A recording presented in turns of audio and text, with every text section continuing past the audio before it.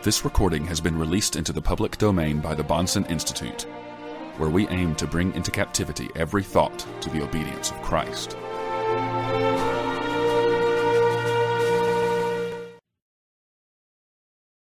Let's just take as our example tonight logic. Do Christians use laws of logic and non-Christians use laws of logic? Well, they do. Well, how can they if they have completely different worldviews? What is our view of the law of non-contradiction? There have been a lot of misconceptions about Van Til's convictions on this matter, but it's right here in one of his first syllabi, page 189. To be sure, all men have the law of contradiction in common, in the sense that all men, as creatures made in the image of God, cannot but function in a universe that embodies the ordinances of God. Van Til says, of course, all men have the law of non-contradiction in common, because that's an ordinance of God. That's God's law. And they live in God's world, so they must think in terms of that law. But non-Christians do not believe in such a universe. They believe that man is autonomous, that he's surrounded by a world of pure contingent factuality, that everything is random. This is a chance universe. And that he himself must seek to impose order upon pure factual contingency by means of the laws of logic that exist in themselves. Ultimately, the non-Christian says this is a chance universe, but my mind doesn't think in terms of chance. My mind thinks in terms of logical laws. So the universe is chance, but I'm going to think about it in terms of logical laws. So that amounts to me imposing my way of thinking on the nature of reality. Accordingly, the Christian, having opposite views of reality, has opposite views of the nature and function of logic in relation to reality. Next paragraph. For the theist, possibility has its source in God, while for the anti-theist, God has his source in possibility. What does this mean? Talking to a non-Christian, the non-Christian says, well, it's possible that there's no God. It's possible there's no God. So what he is saying is that the realm of possibility, in a sense, is the backdrop for whether there's a God or not. You have this realm of possibility, and then one possibility is there's a God. Van Til says, but if God is the source of possibility, then God is the ultimate backdrop, and all the possibilities are a result of what he says are possible. The next paragraph. For theism, God is the source of the probable. For anti-theism, the probable is the source of God. And now listen to the important next paragraph. The reason why these differences do not appear on the surface. Why is it when you're talking to unbelievers that these basic things don't come up all the time? Why isn't it right on the surface? The reason why these differences do not appear on the surface is that, as a matter of fact, all men are human beings who are created in the image of God. All men do have the laws of logic, do have God as the source of possibility and probability. All men are made in the image of God. Even the non-regenerate have, by virtue of common grace, some remnant of what should be, though it is not, the general consciousness of mankind. Accordingly, it happens that there is incidental agreement. Non-Christians and Christians can, incidentally, to agree on things because they can't be consistent with what they say about this chance world. They are made in the image of God, and so to a certain degree they are going to end up agreeing with us, or we'll end up agreeing with them on certain things. At the bottom of the page, Van Til says, in the second place, we may mention as a reason why these fundamental differences are not easily observed, the fact that the incidental and abstract agreement between theist and anti-theist on moral and intellectual matters usually deals with things that are proximate rather than with things that are ultimate. It's one thing to talk about who won the World Series and what the price of eggs is at the store. Proximate, local, peripheral issues. And another thing to talk about what is ultimate. How do we know what we know? What is man? What's his place in the universe? Is there a God? Is there life after death? Those ultimate questions, when we get down to that, then the clash is real obvious. But on the other things, it's more like, you don't hear it all that much, but that clash is there. The deeper you get, the louder the clash becomes. So unbelievers are made in the image of God, and when they who are made in the image of God, as unbelievers, talk to others who are made in the image of God, who are believers, and talk about local matters, you know, whether Johnny has a fever or not, they can come to incidental agreement. The real obvious difference doesn't come out until you get down to the bottom of things. Then page 191, this is about 8 lines down, I would imagine. The real question is whether we can intelligibly think of the non-existence of God. The non-Christian is going to say, well, you've got to consider the possibility that God doesn't exist. Van Til says the real issue is, can we even imagine the non-existence of God? Can we intelligibly think of the non-existence of God? If God doesn't exist, then thinking becomes random. How do we bring the laws of our thinking into connection with the random chance experiences that we have of the world, certain things? At the bottom of the page, Van Til says, in the second place, we may mention as a reason why these fundamental differences are not easily observed, the fact that the incidental and abstract agreement between theist and antitheist on moral and intellectual matters usually deals with things that are proximate rather than with things that are ultimate. It's one thing to talk about who won the World Series and what the price of eggs is at the store. Proximate, local, peripheral issues. And another thing to talk about what is ultimate. How do we know what we know? What is man? What's his place in the universe? Is there a God? Is there life after death? Those ultimate questions, when we get down to that, then the clash is real obvious. But on the other things, it's more like, you know, you don't hear it all that much, but that clash is there. The deeper you get, the louder the clash becomes. So unbelievers are made in the image of God, and when they who are made in the image of God, as unbelievers, talk to others who are made in the image of God, who are believers, and talk about local matters, you know, whether Johnny has a fever or not, they can come to incidental agreement. The real obvious difference doesn't come out until you get down to the bottom of things. Then page 191, this is about 8 lines down, I would imagine. The real question is whether we can intelligibly think of the non-existence of God. The non-Christian is going to say, well, you've got to consider the possibility that God doesn't exist. Van Til says the real issue is, can we even imagine the non-existence of God? Can we intelligibly think of the non-existence of God? If God doesn't exist, then thinking becomes random. How do we bring the laws of our thinking into connection with the random chance experiences that we have of the world? Then on page 193, he takes up the idea that Abraham Kuyper's thought leads to the uselessness of apologetics, because Kuyper recognized the principial difference between the regenerate consciousness and the non-regenerate consciousness. And Van Til wants to say, to a certain degree, Kuyper has been misinterpreted, but this is certainly not Van Til's conclusion, that because there's a principial difference between the regenerate and the unregenerate, that therefore they cannot argue with each other.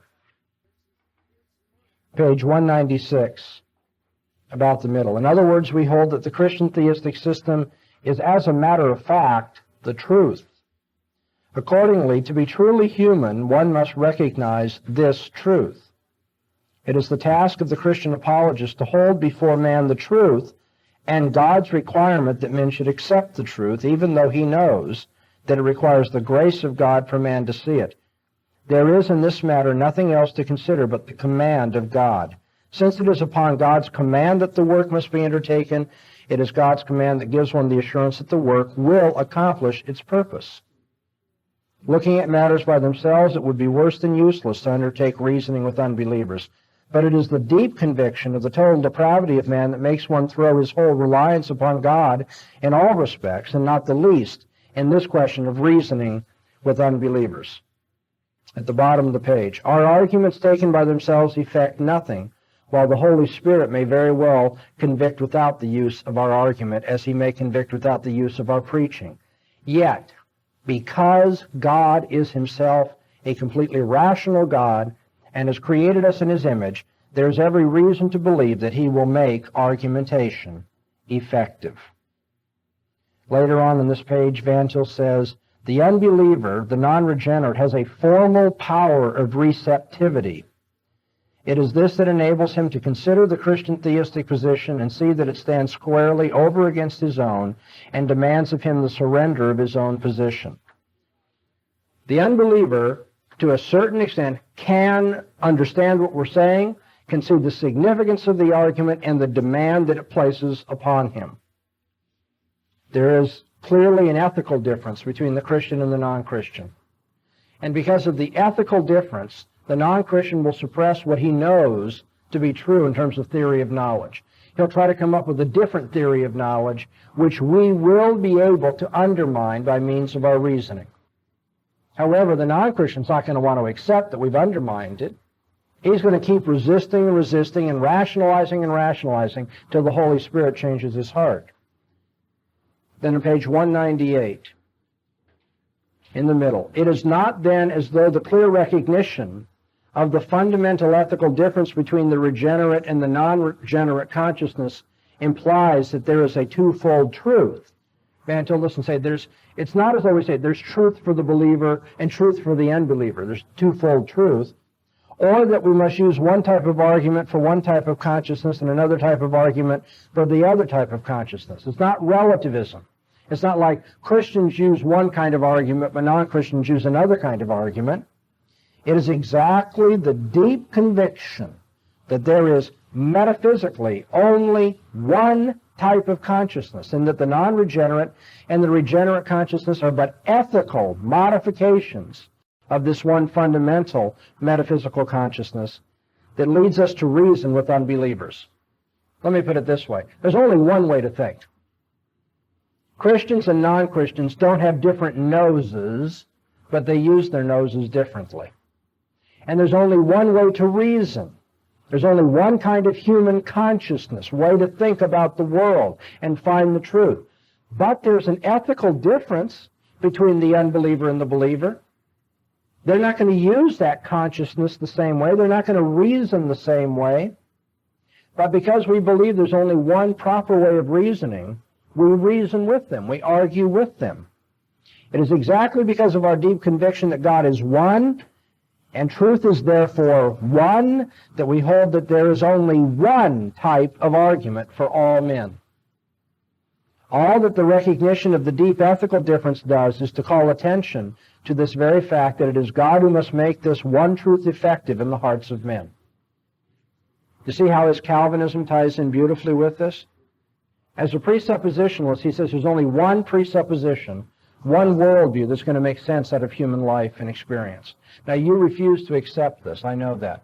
But because God is one, truth is one, and therefore argumentation is one, and we use that one line of argument to show that if men do not hold to this worldview, they can't understand anything properly, and we trust that God will make that effective. It's an ethical difference, ultimately, between the believer and the unbeliever. And because it's ethical, God in his grace can overcome it. God can change the hearts of the rebellious. Okay, now that's what you did not read for tonight, which is background for chapter 15, the opening sentence. Van Til says, we've just shown that it's necessary to reason with those who believe differently than we do. Don't ever let anybody to you that Van Til doesn't believe in reasoning with the unbeliever, or that argumentation is useless. Don't let them say that he just believes in reasoning in a circle and it's all arbitrary. It's like choosing hats. I've been hammering at that all night long. He does not believe that. How does Van Til escape the quagmires of rationalism and empiricism? He takes a transcendental approach to the ultimate presuppositional issue. Can one prove his ultimate presuppositions? Gordon Clark says no. Other people that have been known as presuppositionalists would say no.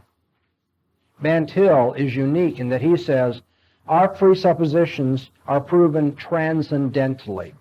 They are proven as the necessary precondition for all reasoning and all human experience. And so let's look at this on page 201. About a third of the page, he says, we can call the method of implication into the truth of God a transcendental method.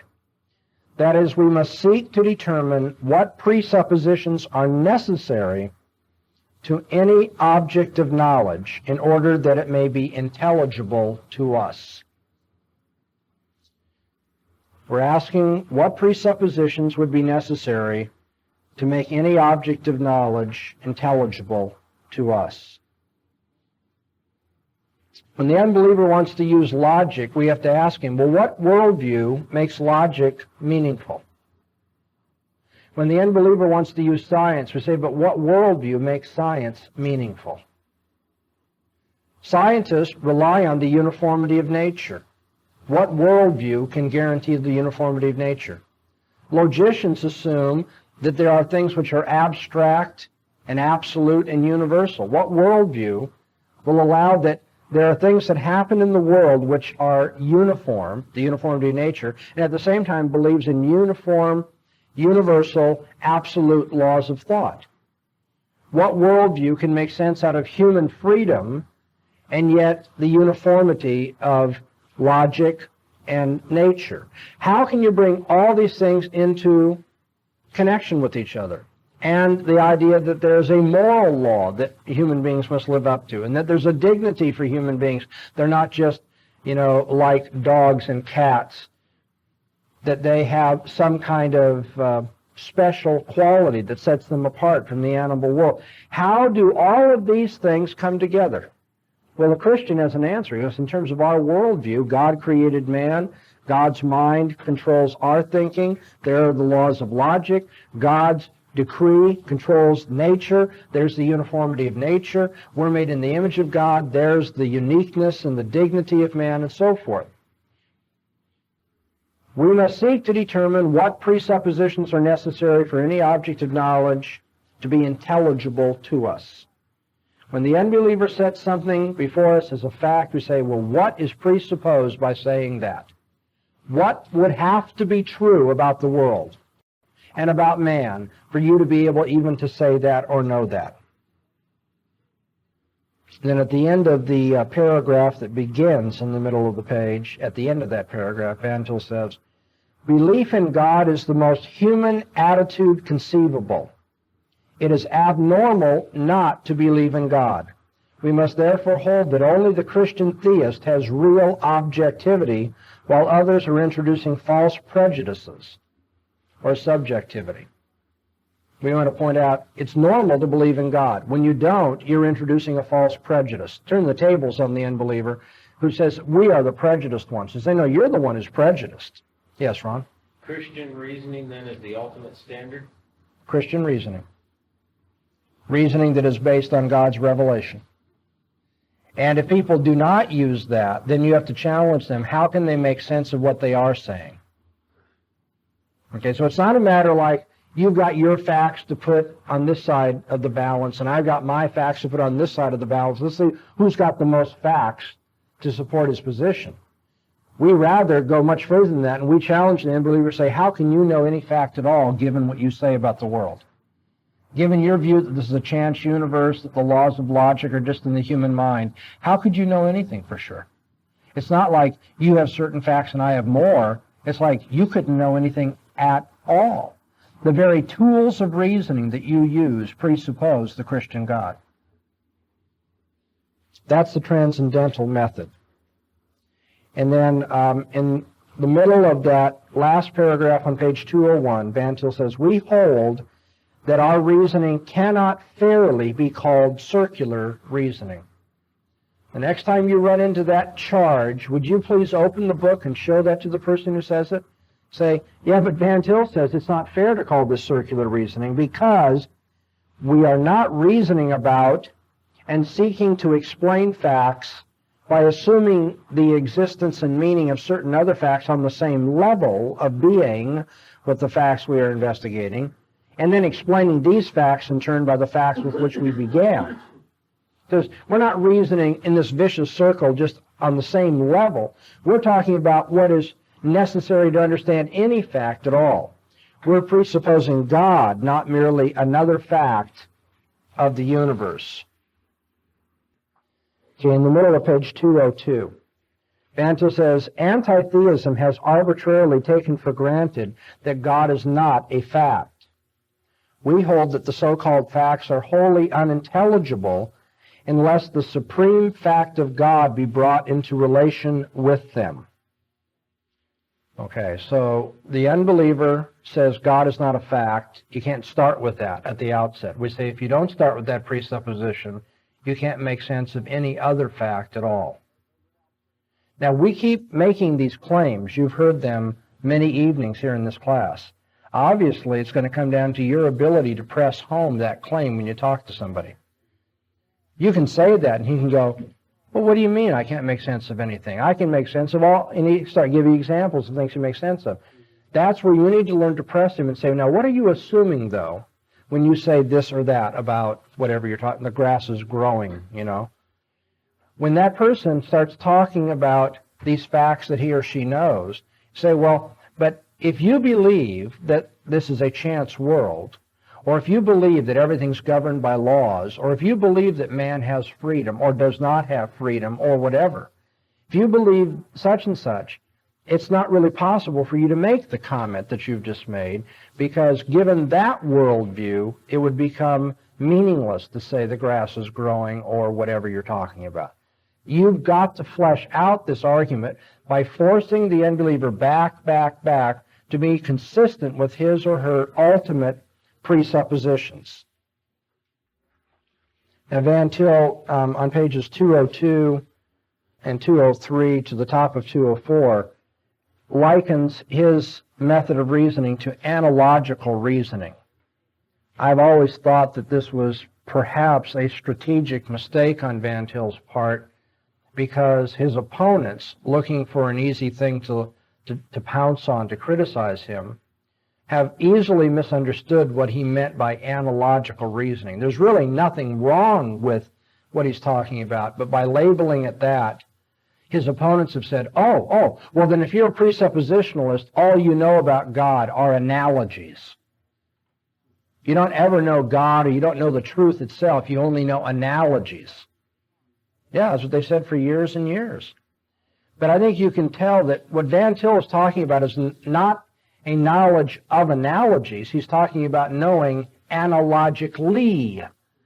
And what's an analogy? An analogy says there's a point of identity and there are points of difference. And so Van Til says, when I think God's thoughts after him, I'm thinking analogically. My thoughts are not God's thoughts, and yet I'm thinking them after him. So there's a point of identity, and yet there's points of difference. And so that's like analogical. The opposite of that he calls univocal reasoning, as though God and man are across a level playing field or a table. They're equals. They're on a par with each other, and God's got to approach the facts just like man approaches the facts, and God's got to obey the laws of reason like man obeys the laws of reasoning. He says that's the unbeliever's idea, univocal reasoning. But we reason analogically. We think God's thoughts after him. That's all he's getting at here, and yet his opponents have made a real big point of it, as though Van Til thinks you don't really know God, you only know an analogy about God. So probably a strategic mistake to use that vocabulary, easily misunderstood. On the top of page 204, you see how, I think, without warrant, the critique is. Van Til says, man's knowledge of the facts is then a reinterpretation of God's interpretation. It is this that is meant by saying that man's knowledge is analogical of God's knowledge. I mean, could you be any clearer? He says, all I'm getting at is that man reinterprets God's thoughts. He is not the original. He's not the one who first thinks them. He thinks them after God. He imitates God's thinking. That's what I mean by reasoning analogically. Okay, 2 paragraphs down, Van Til says, the point of contact that we may presuppose. How can we be sure we'll be in touch with the thinking and reasoning of the unbeliever? The point of contact that we may presuppose is that man, as a matter of fact, never exists in such independence as he thinks he does. he remains accessible to God always. Why is it that he's accessible to God? He can't escape God because he's made in God's image. He'd have to cease being a man to get away from God. So he's always accessible, even though he doesn't think he is. And then this is real important. The bottom of this page up to the top of the next. Van Til says, we can start with any fact at all and challenge our friends, the enemy, to give us an intelligible interpretation of it. There's the transcendental method. There's presuppositional apologetics. He says, let's just start anywhere. What do you want to talk about? Want to talk about the opera? Want to talk about grass growing, or cows, or roses, or baseball, or science, or history? You can start with any fact at all, and our challenge is, okay, name that tune. It's kind of like, make sense out of that, given your view of reality.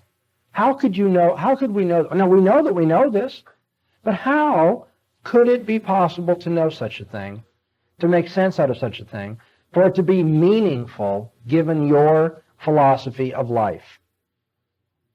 Since the non-theist is so heartily convinced that univocal reasoning, what's univocal reasoning? God and man are on a par, God and man approach knowledge the same way, follow the same laws, and so forth. Since the non-theist is so heartily convinced that univocal reasoning is the only possible kind of reasoning, we must ask him to reason univocally for us in order that we may see the consequences. The transcendental method says, try to make sense out of what you've just said. Reason in terms of your worldview, and let's see what the consequences are. We ask him to show us first what he can do. We may, to be sure, offer to him at once a positive statement of our position, but this he will at once reject as quite out of the question. So we may ask him to give us something better. Van Til says, I can make sense out of the grass growing here. I believe in a God who created the world, who sustains the world, who providentially, provides the nutrients, who makes nature, what we call the created order, operate in a uniform way. I can understand the grass is growing because God made my mind to think in terms of the creation that he has made and so on. So, it makes perfectly good sense to me to say the grass is growing. But how about you? Since, of course, it's out of the question that we can begin with such a God who created the world and controls all things, makes man his own image and so forth. Since that's out of the question, let's see what you can do. Give us something better. And I know that a lot of this philosophy can sound so abstract, but you see, a child can understand this. The transcendental method is simply, well, that makes sense to me. Let's see if you can make it make sense. Give me something better if you don't like the way I approach this, okay? The reason he gives for rejecting our position is, in the last analysis, that it involves self-contradiction. Ultimately, the unbeliever says, your philosophy is illogical. It involves self-contradiction. We see again, as an illustration of this charge, the rejection of the theistic conception that God is absolute and that he has nevertheless created this world for his glory. This, for the non-theist, the non-theist says, is self-contradictory. And it no doubt is from the non-theistic point of view.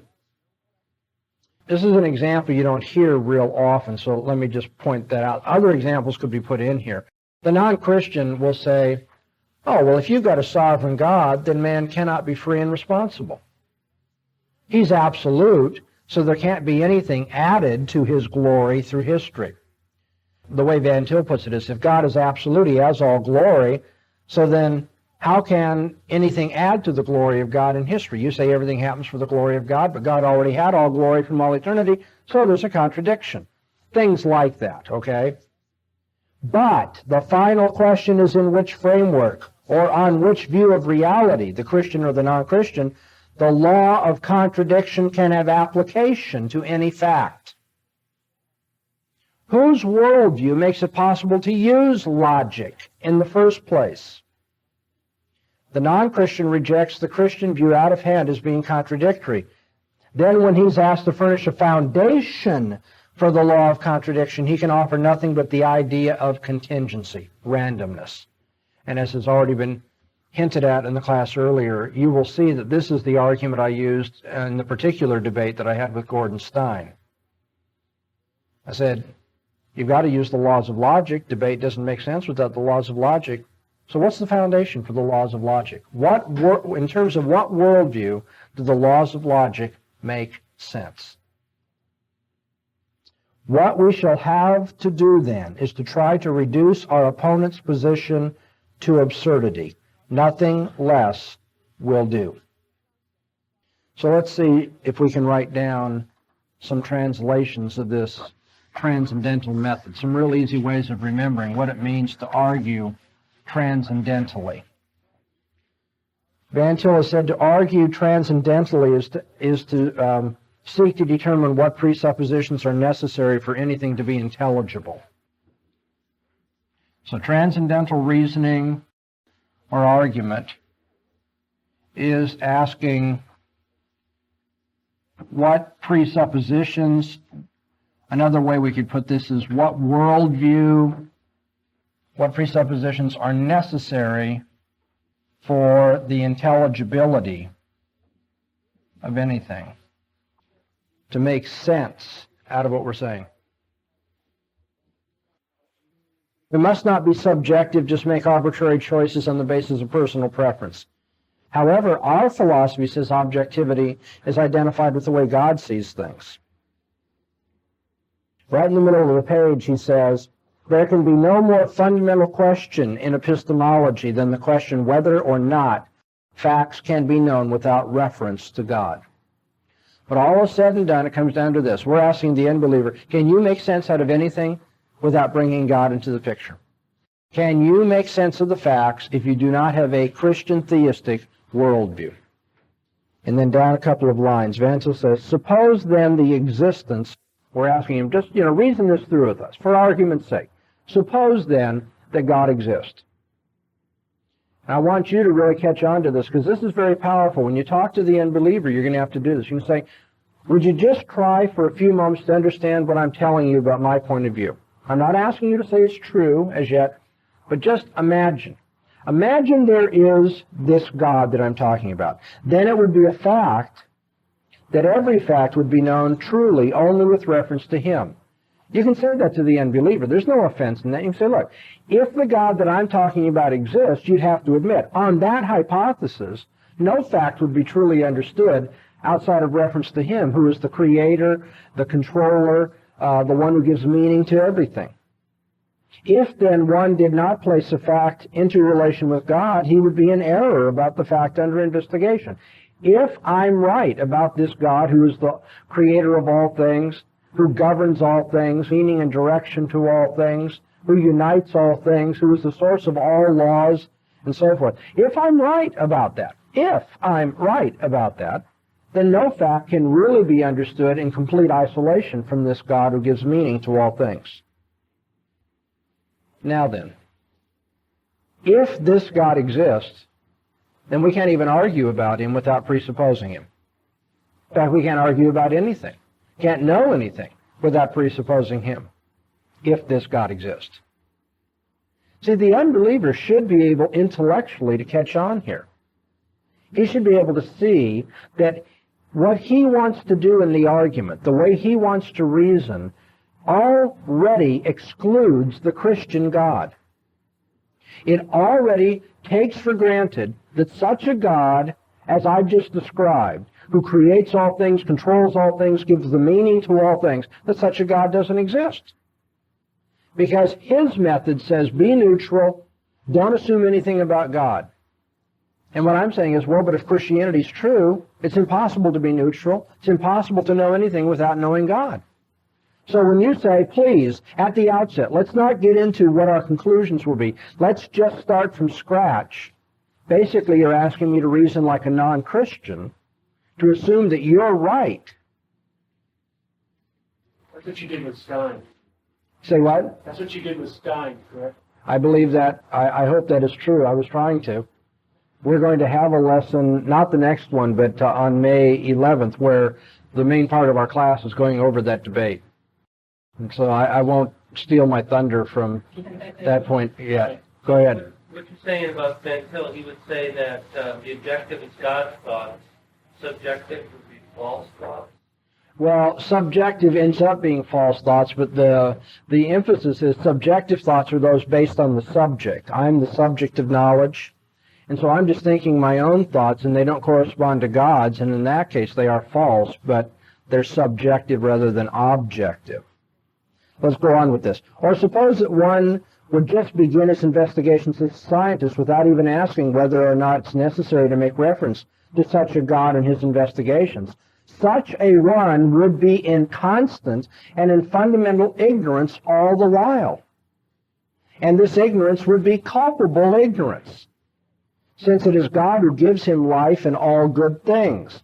So you're explaining to the unbeliever this. You're saying, if we were to start like you want to start, if we were to reason like you want to reason, then you would have to be in ignorance, and you would be morally guilty for that ignorance, given the Christian outlook. It ought to be obvious, then, that one should settle for himself this most fundamental of all epistemological questions, whether or not God exists. Van Til says it all comes down to your basic presupposition. I've got an outlook on life that says you can't reason without God. You've got an outlook on life that says you must begin reasoning without God. So what are we going to do? How are we going to reason from that point? How are we ever going to get through to each other? How are we going to argue with the unbeliever? Seems like we're back to irreconcilable ultimate positions, so that in the end we can't argue with each other. This is what Van Til is trying to undo, drawing that conclusion. He doesn't want you to draw that conclusion. He thinks that is a mistake. On page 5, Van Til says, for the Christian, his fundamental and determining fact is the fact of God's existence. That is his final conclusion. But that must also be his starting point. That's his conclusion, but that's also his starting point. And now people are squawking. Whoa, no, you can't do that. That's circular reasoning. You're starting at one point and just concluding that one point. So what's the point of arguing? Van Til, a little below the middle of the page, right before the next paragraph, says, according to the Christian position, nothing at all can be known truly of any fact unless it be known through and by way of man's knowledge of God. God is necessary for understanding anything. And this is the basic apologetical challenge. This is how we resolve what seems to be the irreconcilable conflict of presuppositions. Without our presupposition, you can't make sense of anything, even the argument that we're now going through. Sometimes unbelievers, Anthony Flew is a good example of this in his book, God and Philosophy. Unbelievers will say that when you're a philosopher, you cannot employ a concept that you are examining. It's kind of like, here it is, the rules from Mount Olympus. One may not use a concept if he is examining the concept. At first that seems like, well, that's fair. You shouldn't be begging the question, using your conclusion in your investigation, in your method already. So he lays this down. One may not employ a concept, one may not employ something, at the same time examine it. Well, but do philosophers follow that rule? Anthony Flew followed that rule. When philosophers argue about logic, that is, they're examining logic, do they not employ logic at the same time? Seems to be the case that at some point you do employ what you're examining. Or how about scientists who are looking into the usefulness and the veracity or veridical character of the human eye? Do scientists who examine the human eye use the human eye while they examine the human eye? Yeah, they do. And yet here's this man who writes in a well-known publication, lays down the law, you cannot employ and examine something at the same time. And yet we know on ultimate questions, logic, the reliability of our sense organs and so forth, we in fact use the very things we're employing. Now, why should the Christian automatically be precluded from doing the same thing? What we're saying is, we employ our concept of God, our conclusion, if you will, at the very same time that we are examining our concept of God. In the same way that when you argue about logic, you assume the laws of logic. When you argue about eyeballs, you assume the reliability of eyeballs. In the same way, when we argue about God, we presuppose God. Because on such ultimate questions, it is unavoidable. And here's Van Til's punchline then. It's unavoidable to believe in God if one is going to make sense out of logic, sense perception, human morality, dignity, or anything of the sort. Van Til talks now in this introductory chapter about implication, deduction, and induction. And for the sake of time, which will escape me tonight if I don't get moving along, I'm simply going to point out, by way of summary, that Van Til says we employ induction and deduction. When someone says you've got a deductive system or argues Christianity is an inductive system, we should say, well, actually it's both. Because we don't approach it like the unbeliever does, just from the standpoint of reasoning from general laws to particulars, or reasoning from particular facts to general laws. He says we don't do one or the other. In the process of our thinking, we implicate ourselves into the truth of God. That's been kind of an awkward expression. A lot of people don't really catch on to what he is saying. Let me try to give you a picture, analogy of what he means by implicating ourselves. Imagine that you have a very complicated spider web with many, many strands, many, many rows, tiers, and so forth. Now, imagine that the things that we know are like individual, strands of that spider web. You know that it rained today. That's one little strand out there somewhere in this massive web. You know what your name is. Okay? You know who won the World Series in 1948. You know all these individual facts, and you also know some fundamental things. You know that we shouldn't contradict ourselves when we reason. You know that nature is uniform and so forth. So you take all the things you know and light them up in this spider web, make them a different color, neon somehow. Now, if the spider web represents everything that God knows, is what you know going to fill up the spider web? No. Okay, take that for granted. We're not omniscient. We don't know everything. We don't know every connection between every fact. But as we learn more and more and more, what we're doing is we're filling in more of the strands of the spider web. We're not creating new strands. We're simply implicating ourselves deeper into what God already knows. We're never going to have all the connections. We're never going to know all the principles and all the facts.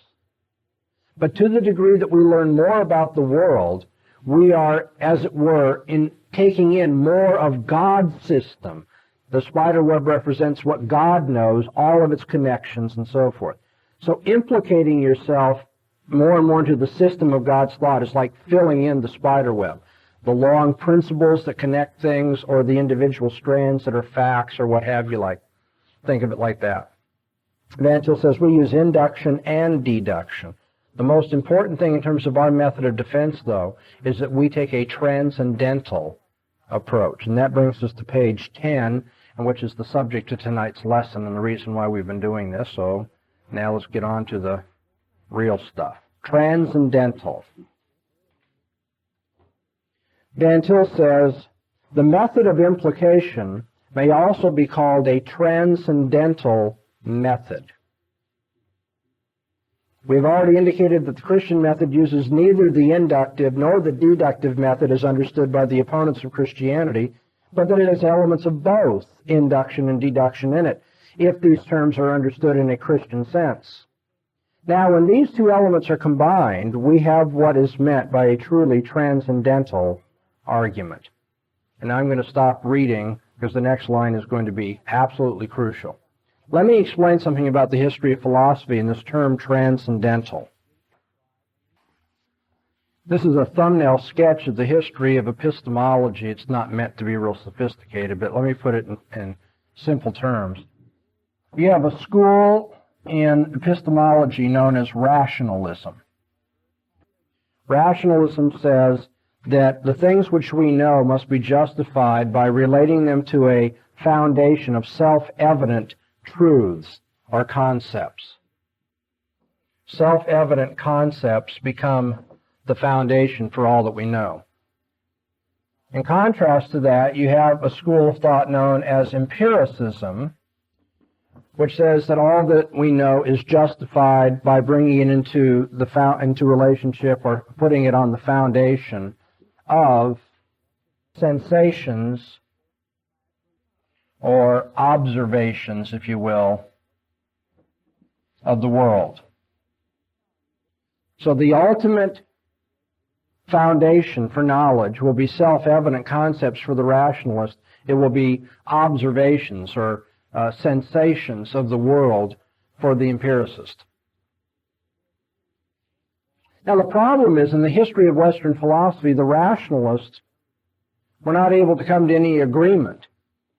You get like Descartes and Spinoza and Leibniz, three leading examples of rationalists who are basing their philosophy on self-evident concepts, yet they come to radically different conclusions.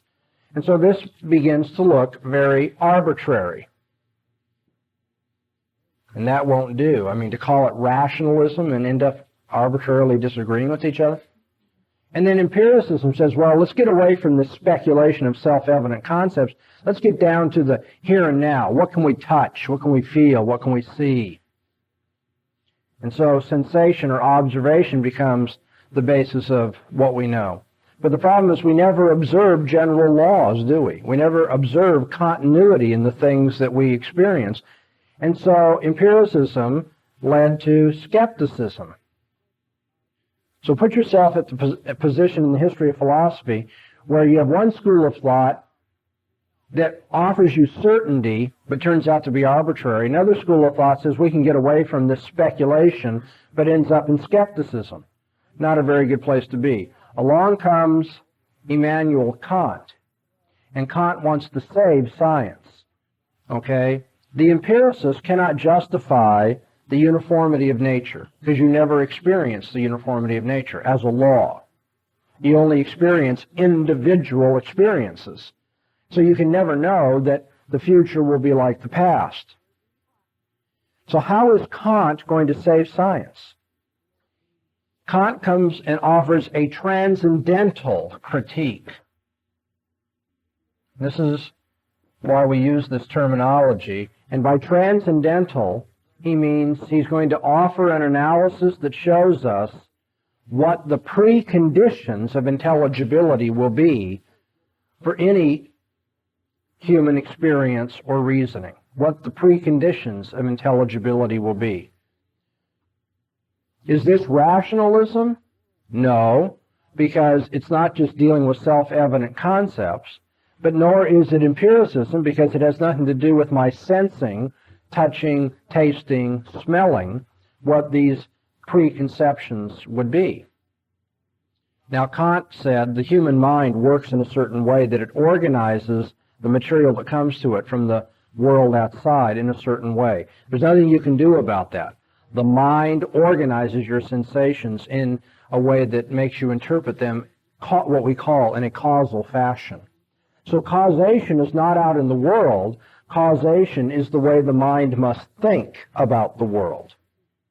Now, that doesn't really get away from the problem, it seems to me. That makes it subjective rather than objective. But we're not here to talk about Kant tonight. I just want you to understand the terminology of transcendental. A transcendental approach tries to get beyond rationalism and empiricism to talk about what we know with certainty, because it is the precondition of any knowledge, any reasoning, any experience we have. Now Van Til picks up on this. In a way, the early Gordon Clark is like rationalism. And this is a rough analogy. The followers of Clarke will probably not like me saying that, but there's some similarity, certainly by way of contrast and emphasis. Clarke would be like a rationalist, the early Clarke. He says Christianity is proved to be true in terms of its coherence. You know, it meets certain rational demands. John Warwick Montgomery, on the other hand, would be an apologist that would be more like an empiricist. He thinks we go out there and our observations about the world are what prove Christianity to be true. Okay, again, I'm not trying to draw a lot of subtle distinctions and qualifications, just an overall contrast. Looking at it that way, Van Til would be more like Kant. Van Til was not a Kantian, but he's more like Kant in that his system, his method, is to look for the transcendental, that is, what is the precondition of intelligibility for all reasoning and all human experience. So now let's go back to the book. Van Til says, a truly transcendental argument takes any fact of experience which it wishes to investigate and tries to determine what the presuppositions of such a fact must be in order to make it what it is. Van Til says the transcendental argument takes any fact of experience and asks what presuppositions are necessary to make this what it is. This is the transcendental method. A few lines down he says, any method that does not maintain that not a single fact can be known unless it be that God gives that fact meaning is an anti-Christian method. If God is recognized as the only and the final explanation of any and every fact, neither the inductive nor the deductive method can any longer be used to the exclusion of the other. That this is the case can best be realized if we keep in mind that the God we contemplate is an absolute God. Now, the only argument for an absolute God that holds water is a transcendental argument. And then now down a few more sentences. With respect to the opponents of Christianity, unless there were an absolute God, their own questions and doubts about God would have no meaning at all. There lies the issue. No human being can utter a single syllable, whether in negation or affirmation. No human being can affirm anything or negate anything unless it were for God's existence. Thus, the transcendental argument seeks to discover what sort of foundations the house of human knowledge must have in order to be what it is.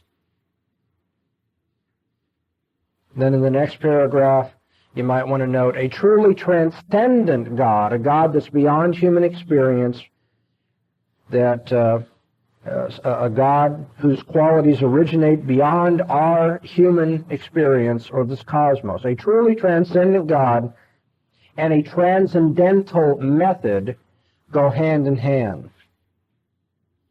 Now, will people call this too much of a dependence upon the Bible? He says, yep. Will be called biblicistic. Will be said to be obsessed with the idea that the God who reveals himself in the Bible must be the starting point for everything. That's okay. That is our starting point because God is an absolute God. And then on the next page, page 12, he addresses this thorny question, are we reasoning in circles? In the middle of the page, this brings up the point of circular reasoning. And what I'd like to do, for the sake of time, is we'll take our recess right now, and when we come back, we'll pick up right there. All right, are we wired here? We can get going? Great. We don't want to lose our students by tape, do we? Okay, we're on page 12, and we come to the critical question. Is Van Til just reasoning in circles then? Just starting with his conclusion and arguing for his conclusion from his conclusion? Is that what it amounts to? Circular reasoning?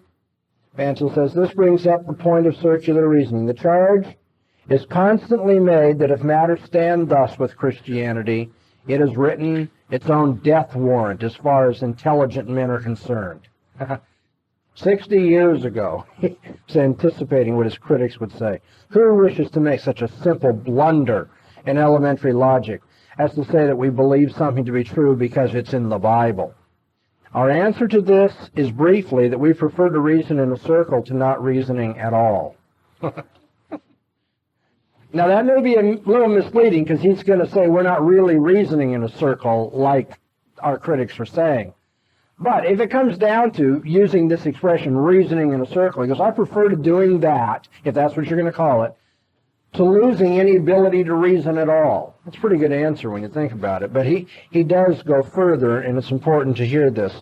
We hold it to be true that circular reasoning is the only reasoning that is possible to finite man. The method of implication as outlined above is circular reasoning, or we may call it spiral reasoning.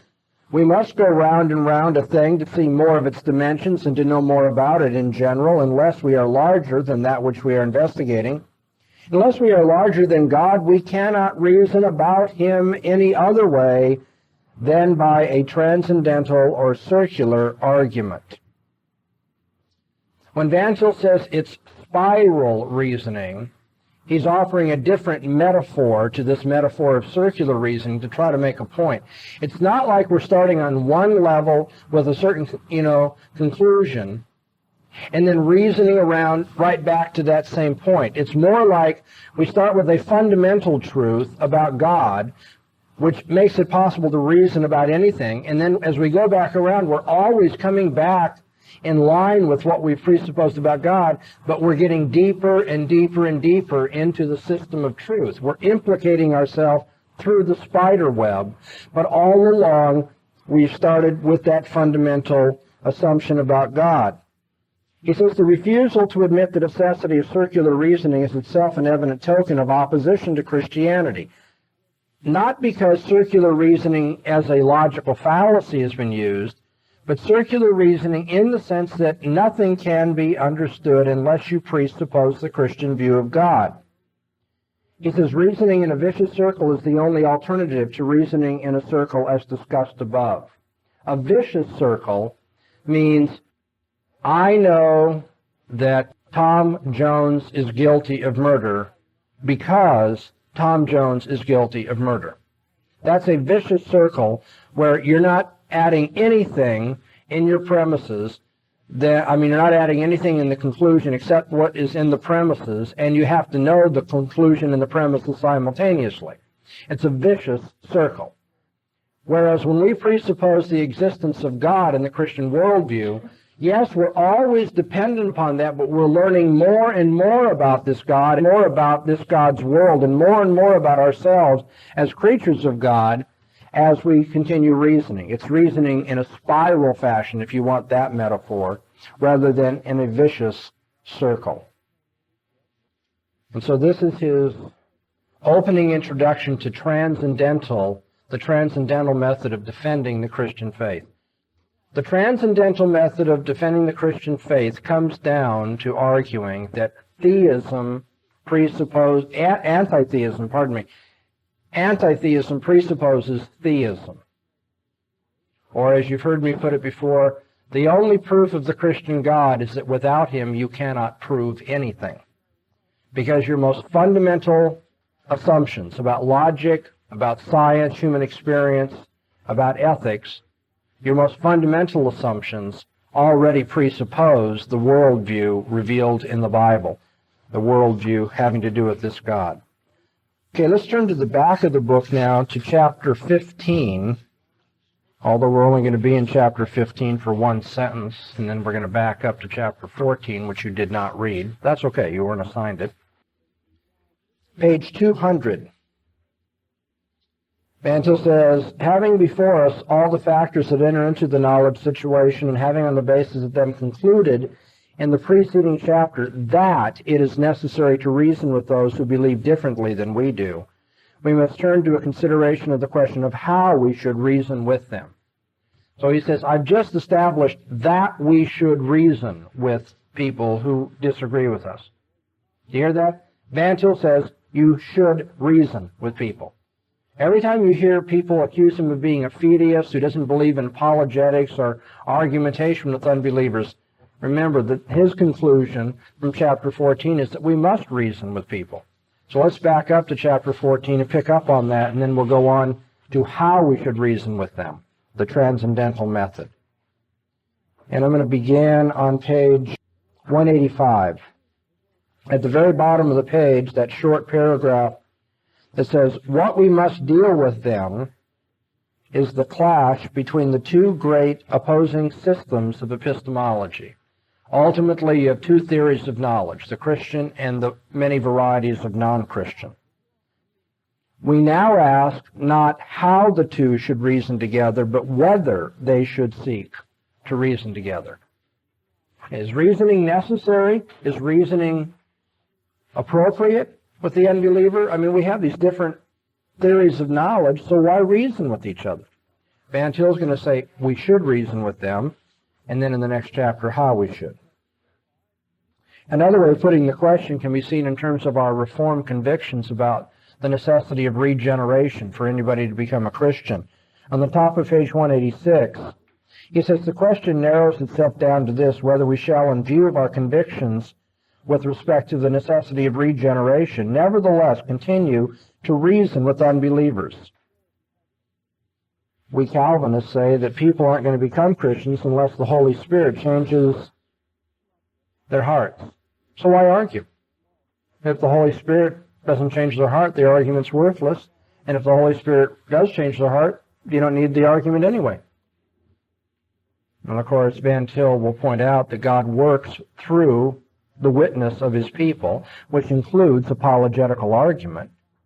And we do know that the Holy Spirit must change the outlook of the person for them to be, convinced. But that doesn't make argument irrelevant. Is argument even possible? Look at page 189.